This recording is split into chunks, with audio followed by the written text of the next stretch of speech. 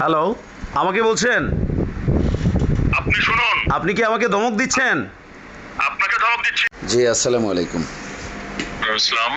জনাব নবিরুল সাহেব বলছেন? জি বলছি। জি, আমার নাম সাইফুল ইসলাম সজীব। আমি একজন সিনিয়র জার্নালিস্ট, অপরাধ বিচিত্রা পত্রিকা থেকে বলছিলাম। জি আমি সমবায় অধিদপ্তরের বেশ কিছু বিষয়াদি আমার কাছে বেশ কিছু অভিযোগ, বেশ কিছু তথ্য উপাত্ত আমার কাছে বিদ্যমান আছে। আমি আপনার একটা বক্তব্য চাচ্ছিলাম আনুষ্ঠানিকভাবে। আমি সরাসরি অন ক্যামেরায় আপনার একটা বক্তব্য নিতে চাই। আপনি কবে আমাকে একটু সময় দিতে পারবেন? হ্যালো হ্যালো, লাইনটা কেটে গিয়েছিল মনে হয়। না, একটু ফোন করতেছিল, ওটা একটু আচ্ছা, আমরা একটু আনুষ্ঠানিকভাবে আপনার একটা বক্তব্য নিতে চাই। কবে একটু সময় দিতে পারবেন জনাব?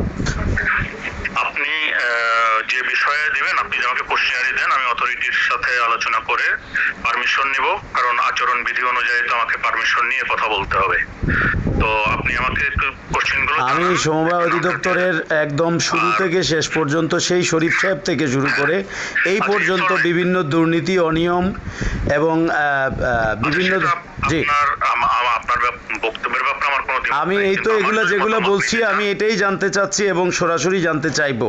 মাত্র 30% টাকায় জমির মালিক হয়ে নতুন বাংলাদেশের গড়ে তোলার স্বপ্ন দেখা বাংলা বসতি।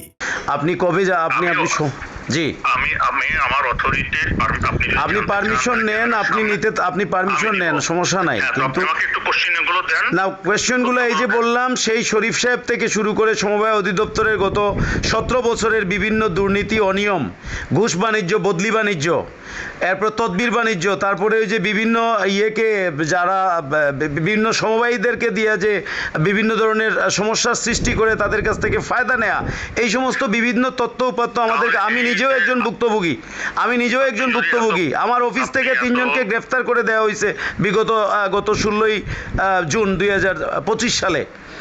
মানে আমি নিজেও একজন ভুক্তভোগী, আমার কাছে অনেক তথ্য উপাত্ত আছে। আমি আপনার একটু সরাসরি বক্তব্য নিতে চাই। না, ডিজিটটা তো নিব, উনি তো নতুন মানুষ, উনি তো এত তথ্য উপাত্ত জানেন না। আমরা সেই শরীফ সাহেব থেকে শুরু করব। হ্যাঁ, শরীফ সাহেব থেকে। আপনি শুনুন, হ্যালো, আমাকে বলছেন? আপনি শুনুন, আপনি কি আমাকে ধমক দিচ্ছেন? আপনাকে ধমক দিচ্ছি।